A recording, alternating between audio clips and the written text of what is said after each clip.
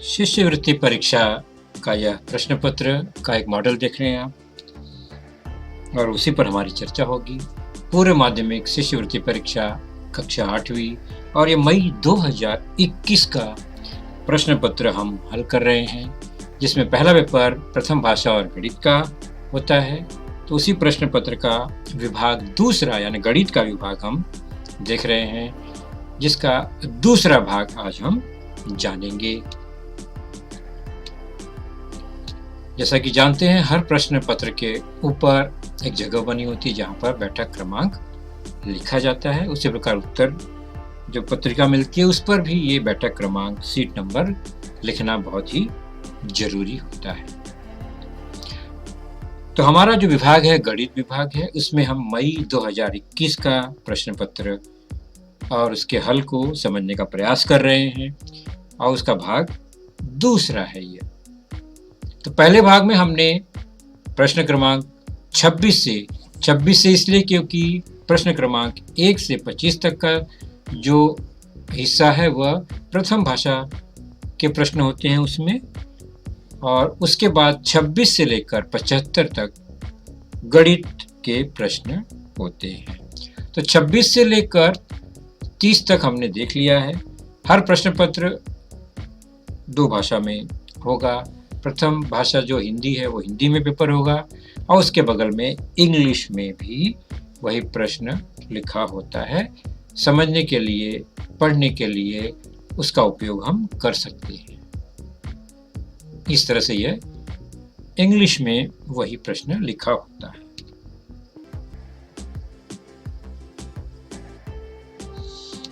तो आज हम 30 के बाद यानी प्रश्न क्रमांक 31वां देखते हैं। मई 2021 का यह प्रश्न पत्र है। पेपर सेट ए है। प्रश्न क्या है ध्यान से देखेंगे। बहुत सारे प्रश्नों को हमने पिछले वीडियो में, जो स्कॉलरशिप के वीडियो बने उसमें हल किए हुए हैं, इसलिए उनका हम रेफरेंस ले सकते हैं। प्रश्न किस तरह से है। किसी वृत्त में दीर्घ चाप का माप संगत लघु चाप के माप के से दुगने से 60 अधिक है, तो दीर्घ चाप का माप ज्ञात कीजिए। तो दीर्घ चाप का माप जो है लघु चाप के माप के दुगने से 60 अधिक है, तो लघु चाप का माप पहले पता होना चाहिए, वो जो कि नहीं है। तो लघु चाप का माप हम मान लेते हैं, माना लघु चाप का माप x है।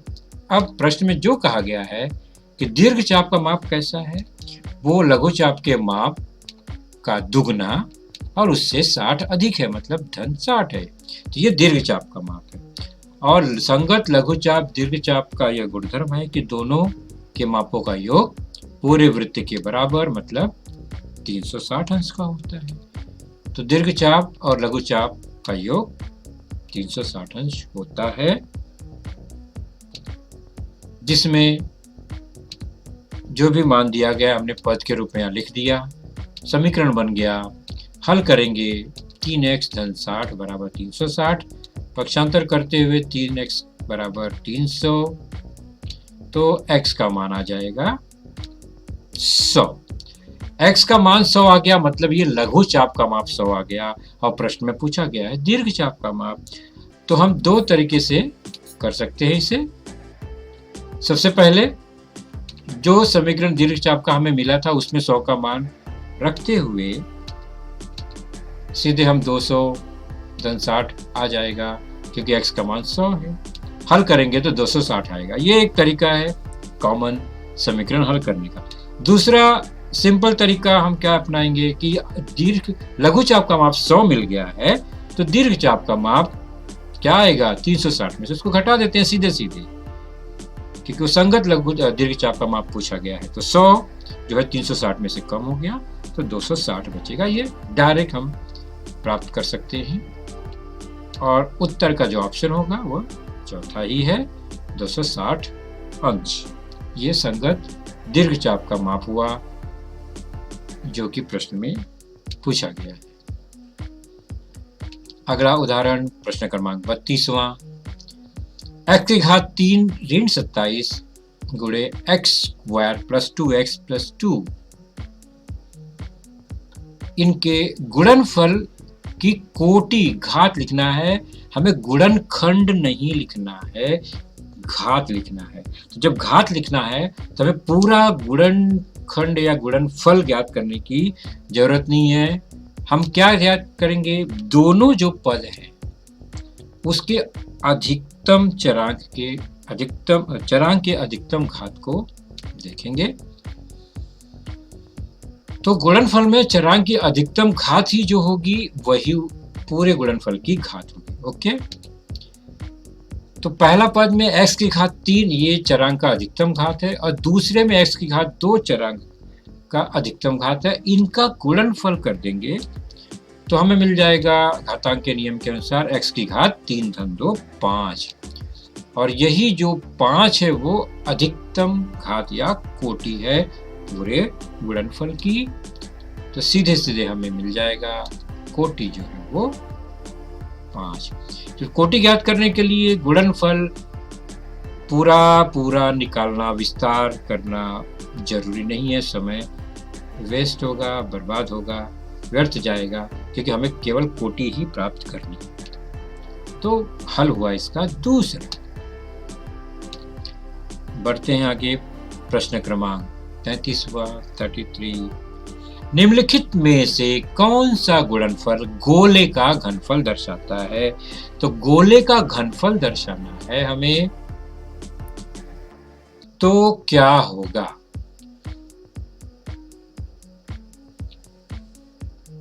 ध्यान से देखेंगे तो यह घनफल पूछा गया है।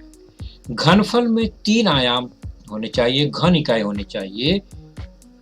तो r ही r होता है, त्रिज्या ही होती है, तो उसकी घात 3 होना बहुत जरूरी है। तो कौन सा सही होगा? यदि मैं इस उत्तर को चुनता हूं घनफल निकालने के लिए, तो गलत होगा, क्योंकि गोला जो उसका टुकड़ा है वो वृत्ताकार होता है, तो उसमें पाई का समावेश होता है, ये ध्यान रखना है।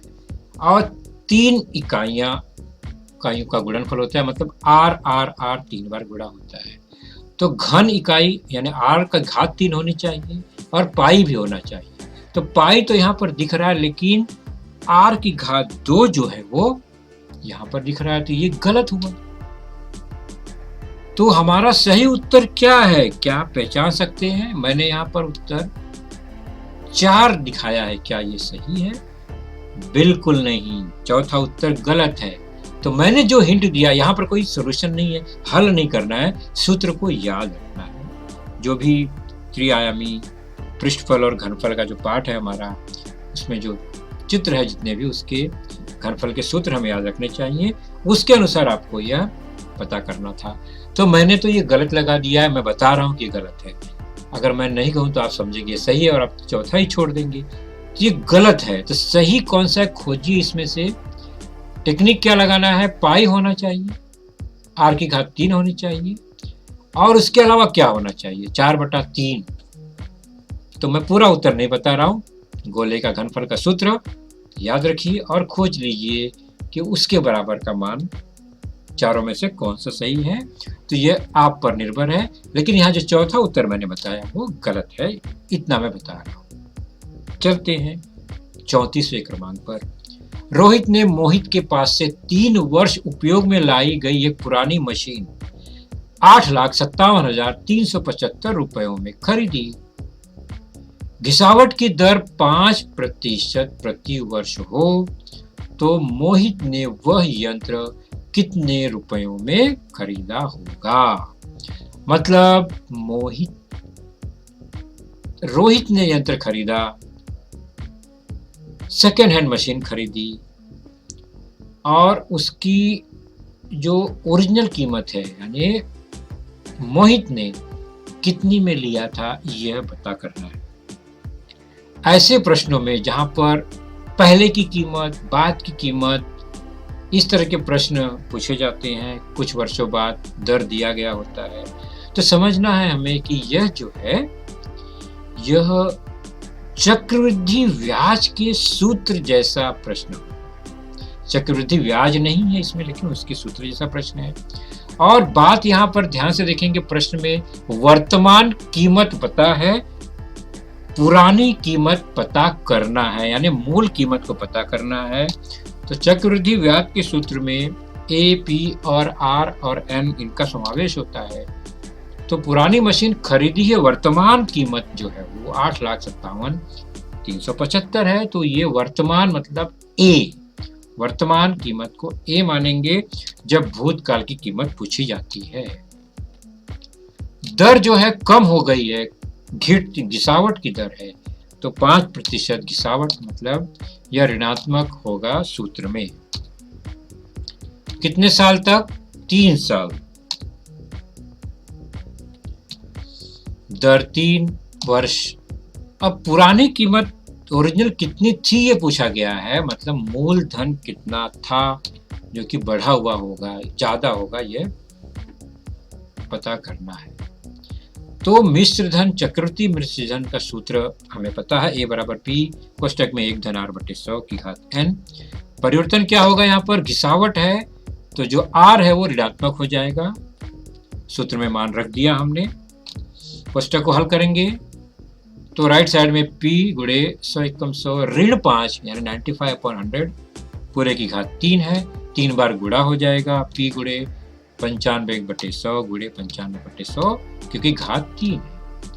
सरल करेंगे, पक्षांतर करेंगे, p एक तरफ हो जाएगा 8,57,375 की ओर 100 गुणे 100 गुणे 100 पहुंच जाएगा, तिरछा गुणा होते हुए 95 गुणे 95 गुणे 95 ये नीचे आ जाएगा, हर की ओर आ जाएगा। हम अगर व्यवस्थित काटें तो 100 नहीं कटेगा, लेकिन 8,57,375 जो है वो 95 से आप काटेंगे तो 1 आ जाएगा। तो 100 गुणे 100 गुणे 100 बच जाएगा और गुणा करने पे 10 लाख आएगा। तो मशीन की जो कीमत थी वो 10 लाख रुपए थी 3 साल पहले। तो उत्तर हमारा ऑप्शन जो है पहला सही हुआ। आगे बढ़ते हैं, प्रश्न क्रमांक 35वां 35 नंबर का जो प्रश्न है, ए ऋण बी पूरे का वर्ग ऋण 17 ए ऋण बी ऋण 60 इस त्रिपद के गुणनखंड निम्नलिखित में से कौन से होंगे? गुणनखंड हमें पता करना है। तो ये सीधा गुणनखंड जो पद दिया गया उसको कोष्टक तोड़ के हल करेंगे तो बहुत लंबा प्रोसीजर होता है। ध्यान से देखना है कि पहले पद और दूसरे पद में जो चरांक वाला पद है कोष्टक में वो समान है, तो उसको हम एक सिंगल चरांक के रूप में लिखेंगे। ये 2 चरांक है ए बी, हम उसको क्या करेंगे? सिंगल चरांक के रूप में लिखते हैं। मान लिया ए ऋण बी, इस पूरे का मान हम m मान लेते हैं, तो ए ऋण बी जहां होगा उसको m मानेंगे। अब चूंकि घात 2 है तो हमने घात 2 ले लिया, फिर ए ऋण बी है 17 के साथ तो हम वहां ऋण 17 m लिख लेंगे और ऋण 60। तो ये एक वर्ग समीकरण बन गया। चरांक 1 है, एक घात वाला, एक चरांक वाला वर्ग समीकरण। वर्ग समीकरण के हल करते समय ध्यान रखना है बच्चों, अगर पहला पद m के साथ गुणांक 1 है तब हमें केवल ध्यान किस पे देना है? तीसरा और दूसरा पद के गुणांक। तीसरा पद का जो गुणांक है उसका संबंध मध्य पद के गुणांक से होता है। कैसे? तीसरे पद के गुणांक में जो संख्या है वो गुणनफल होता है किसका? ऐसी 2 संख्याओं का जिसका संबंध मध्य पद के गुणांक से होता है, यानी यहाँ 17 से होगा। अब क्या संबंध है? चूंकि तीसरा पद ऋणात्मक है, ध्यान से समझो, तीसरा पद अगर ऋणात्मक है इसका मतलब ऐसे 2 पद ज्ञात करने हैं जिनका अंतर डिफरेंस वो मध्य पद का गुणांक यानी 17 ऋण 17 आना चाहिए। तो गुणा करने पे ऋण 60 और अंतर ऋण 17 ये संबंध हुआ। तो चूंकि ऋणात्मक संख्याएं हैं तो अंतर ही आएगा। अगर तीसरा पद धनात्मक होता तो जोड़ने पर बीच वाला पद मिलना चाहिए, बीच वाले पद का गुणांक। तीसरा पद ऋणात्मक है तो घटाने पर मिलना चाहिए, ये अंतर है। तो घटाने पे ऋण 17 आना चाहिए, गुणा करने पे ऋण 60 आना चाहिए। तो ऋण 60 के कुछ जोड़ी गुणनखंड देखते हैं जिनमें हमें 17 मिल सके।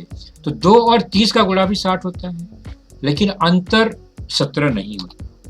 3 और 20 का गुणनफल 60 होता है, अंतर 17 हो सकता है, होता ही है। और भी ऑप्शन है, 4 और 15 का गुणनफल भी 60 होता है, लेकिन अंतर 11 होता है। 5 और 12 भी 60 होता है, लेकिन अंतर 7 होता है। तो ऐसे तमाम मिलेंगे, लेकिन हमें खोजना किसको है?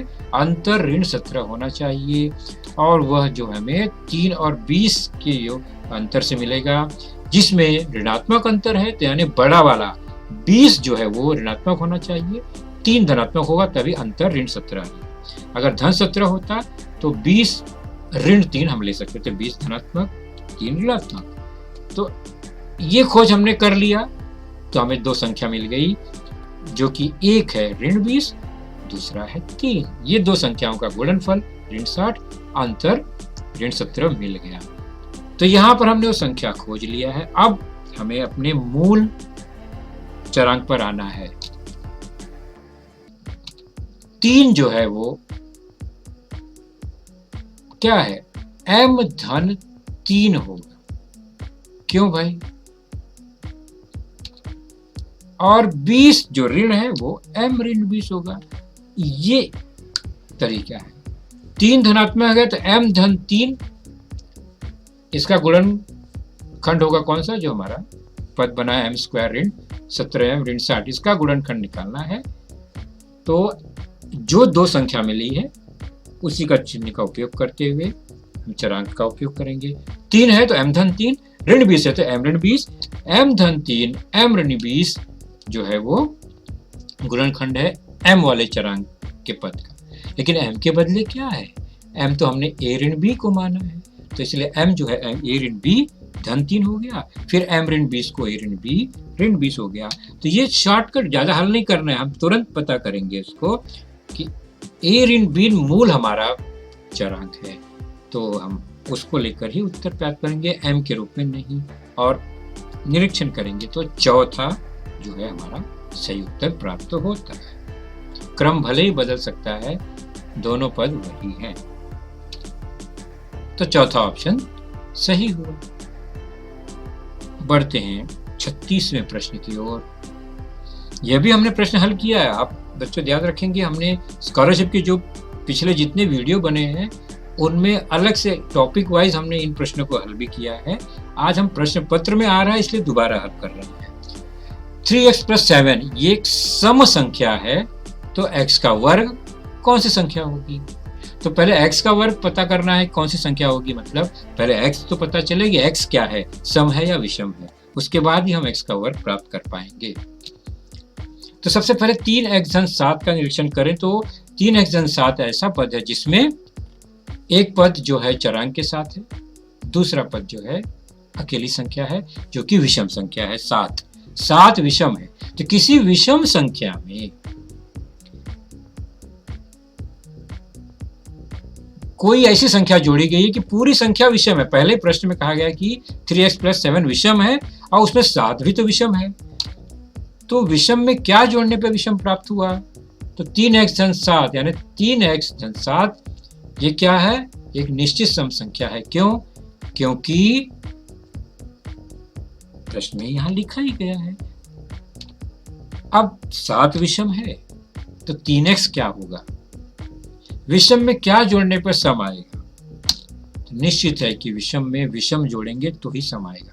अर्थात 3x धन 7 ये दोनों पद में से एक विषम है 7, तो दूसरा भी विषम होगा। 3x विषम है, तभी दोनों को मिलाकर पूरा पद सम आया। प्रश्न में सम लिखा गया। तो हमने इससे क्या प्राप्त किया कि 3x जो है वो विषम ही होगा। अब 3x विषम है और उसमें 3 से गुणा है, उस विषम संख्या में 3 एक पद है, यानी वो विषम एक पद है। तो विषम में किसका गुणा करने पे विषम आता है? तो विषम में विषम का ही गुणा करने पे हमेशा विषम आता है। अर्थात 3 अगर विषम है तो x भी विषम होगा, तभी तो 3x विषम है। तो x विषम मिल गया हमें इस जानकारी के आधार पर। जब x विषम मिल गया तो प्रश्न में पूछा गया x का वर्ग क्या होगा। तो किसी विषम संख्या का वर्ग, 3 का वर्ग, 5 का वर्ग, 7 का वर्ग, 11 का वर्ग हमेशा विषम ही होता है। तो x का वर्ग विषम संख्या होगी और वह ऑप्शन पहला सही है। हमेशा विषम संख्या अभाज्य नहीं होती, इसलिए और कोई ऑप्शन सही नहीं होगा, पहला सही। बढ़ते हैं हम प्रश्न क्रमांक 37वां, नए पेज पर है ये। यहां पर अब्दुल है जो कि ए से बी गांव की ओर जा रहे हैं और अपनी दूरी को उन्होंने टुकड़ों टुकड़ों में तय किया है। देखते हैं क्या है वह। इस प्रश्न को भी हमने पहले हल किया है, आकृति द्वारा हम देखेंगे समझेंगे। अब्दुल जो है वो ए गांव से बी गांव जा रहे हैं। जितनी दूरी है उसका 2/5 भाग उन्होंने कार से, फिर उसका 1/2 भाग बस से तय करने के बाद भी जहां उतरे वो वहां से 15 किलोमीटर दूर उनका गांव है, अभी बाकी। तो ए से बी तक की पूरी दूरी यानी गांव की कितनी दूरी है ए से बी के बीच में वो बताना है हमें। तो हम आकृति द्वारा समझते हैं। ए से शुरू होकर वो बी तक पहुंचना है। तो ए गांव जो है वो जिसमें कार, बस और कुछ दूरी बची हुई है, 15 किलोमीटर बच गई। चलिए शुरू करते हैं। सबसे पहले ए से शुरू किया उन्होंने और बी की ओर जाना है। शुरुआत की उन्होंने ए से, कार से, जो कि कुल दूरी का 2/5 भाग कार से, उसके बाद कुल दूरी का आधा यानी 1/2 भाग बस से, और बच गया कितना, 15 किलोमीटर प्रश्न में कहा गया है। ये 3 हिसाब हमें मिल रहा है। मान लो कि पूरी दूरी जो है वो d किलोमीटर है। तो क्या बनेगा हमारे पास समीकरण, कार से वो कितना चले, d का 2/5 भाग बराबर बस से कितना चले, d का 1/2 भाग, और अभी कितना बाकी है, 15 किलोमीटर। ये तीनों डिस्टेंस मिलाकर कितना होगा, तीनों को जोड़ने पर वो कुल जो दूरी है d के बराबर होगा। तो d आएगा कुल योग। अब इस समीकरण को हल करेंगे, जैसे भी आप हल करें, या तो एक साथ लसावी लेकर या तो पहले 2 पद को जोड़कर, जैसा आप सर। तो मैं एक साथ हल करने की कोशिश कर रहा हूँ। लसावी लेकर 2, 5 का लसावी 10, 5 से भाग देंगे 10 में 2 आएगा, 2 से 2 डी में गुणा करेंगे 4 डी आएगा, फिर 2 से भाग देंगे 10 में 5, 5 कम 5 डी, और 10 से भाग देंगे 15 में 150, 10 से भाग गुणा करेंगे, 15 में भी 10 का गुणा होगा क्योंकि 15/1 है, और d/1 है तो वहां भी 10 से गुणा। कुल मिला के हमने सभी पक्षों में 10 से गुणा ही किया है, दोनों पक्षों में, तो ये मिल जाएगा। सरल रूप देंगे तो यह एक समीकरण प्राप्त होता है। हल करेंगे, सब d एक तरफ करने के बाद हमें क्या मिलता है, हमने d को ही एक तरफ करते हुए देखा, धनात्मक ऋणात्मक चिन्ह ध्यान रखते हुए। d का मान आप किसी भी तरह हल करेंगे, d को राइट में लेकर, 4d 5d को अलग से, तो d का मान 150 आएगा, जो कि हमारा ऑप्शन चौथा सही है। चौथा चुनेंगे, प्रश्न जो उत्तर पत्रिका मिलेगी इस तरह से हमें चौथा चुनना है, ये हमने कई बार बताया है। आगे बढ़ते हैं, प्रश्न 38वां, प्रात्यक्षिक व्यवहारिक प्रश्न दिख रहा है। किसी बाल्टी की धारिता यानी बाल्टी की जो कैपेसिटी है उसमें 10 लीटर पानी आ सकता है, और इस बाल्टी को पानी से भरने के लिए एक 1.25 लीटर के बॉटल का उपयोग करना है। उसी से भर भर के हमें पूरी बाल्टी को भरना है। तो कितना बॉटल, कितनी बार हम उसको भरेंगे तो बाल्टी भर जाएगी। तो एक बाल्टी और एक बोतल। निश्चित है कि भरते समय एक नियम क्या है, बाल्टी की जितनी कैपेसिटी है लीटर में, यहाँ 10 लीटर, और बोतल की जितनी कैपेसिटी है 1.25 लीटर, दोनों की इकाई समान है। तो बस क्या करना है, बाल्टी की धारिता में बोतल की धारिता कैपेसिटी से भाग दे देना है, संख्या प्राप्त हो जाएगी। यही ध्यान रखना है, इकाई समान होनी चाहिए। तो दोनों 1.25 लीटर है। तो अब हम क्या करेंगे, बोतल की संख्या ज्ञात करनी है। तो बाल्टी की धारिता बटे बोतल की, एक बोतल की धारिता, या भाग देंगे। तो 1.25 से भाग देने के बजाय हम क्या करेंगे, उसे संख्यात्मक रूप लिखेंगे, 1.25 और ये 10 लीटर।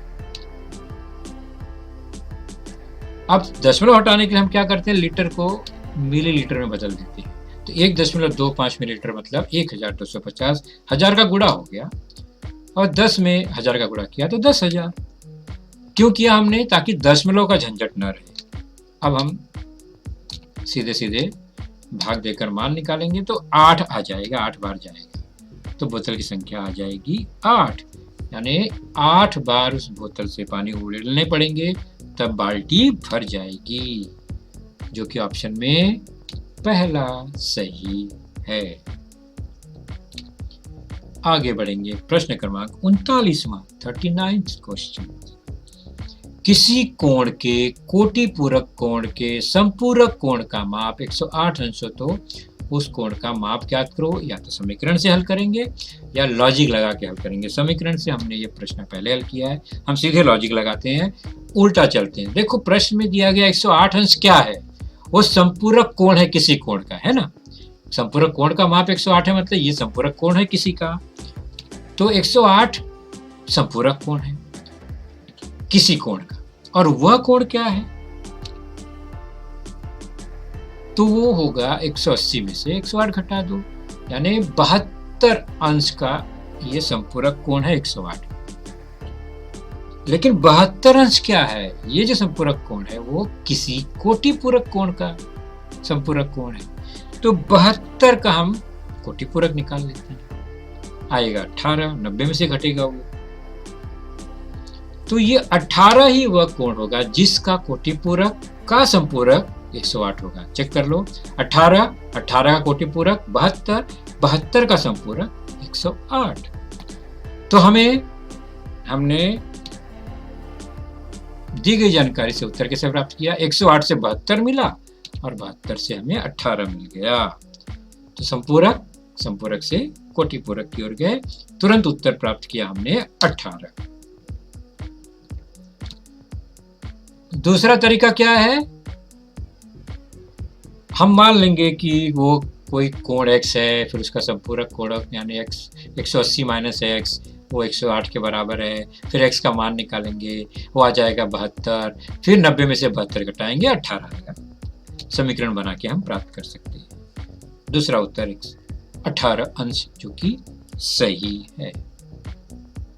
आगे बढ़ते हैं, 40वां प्रश्न।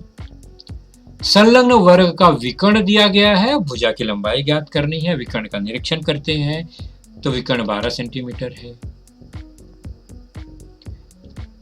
एक बार ध्यान रखेंगे कि वर्ग का जो विकर्ण है वो वर्ग को 2 समकोण त्रिभुज में बांटता है, एक विकर्ण। अब भुजाएं तो समान होती ही वर्ग की, मान लिया ए है और यह समकोण त्रिभुज है। 2 तरीके से हम भुजा को प्राप्त कर सकते हैं।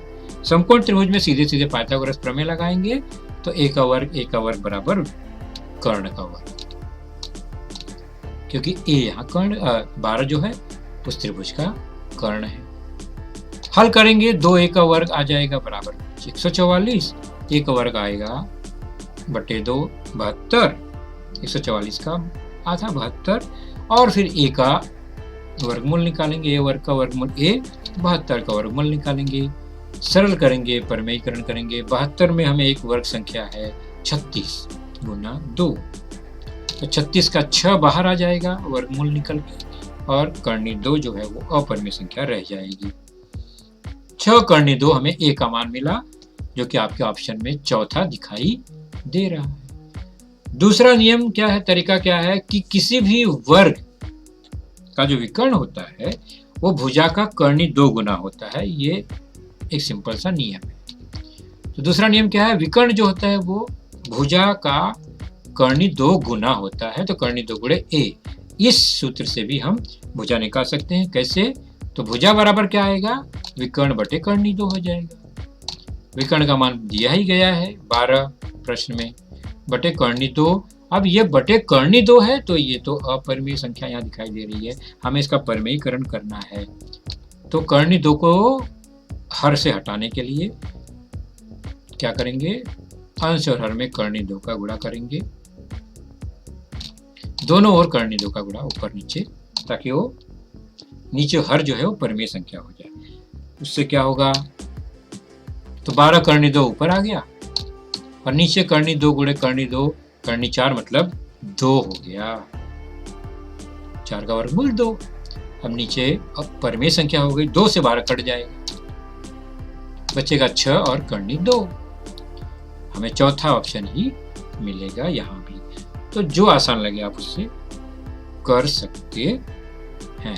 तो अभी तक हमने देखा 40 प्रश्न हमारे हो चुके हैं। अगला 41वां प्रश्न है और 41वां प्रश्न हम अपने अगले वीडियो में देखेंगे। हम देख रहे हैं पूर्व माध्यमिक शिष्यवृत्ति परीक्षा कक्षा 8वीं मई 2021 का यह प्रश्न पत्र है, प्रथम भाषा और गणित का। और अगला हमारा वीडियो होगा भाग 3, इसी प्रश्न पत्र को आगे बढ़ाएंगे। यदि आप लोगों ने चैनल सब्सक्राइब नहीं किया है तो जरूर कर लीजिए, क्योंकि अगला जो भाग होगा हमारा प्रश्न क्रमांक 41 से आगे की ओर बढ़ेगा।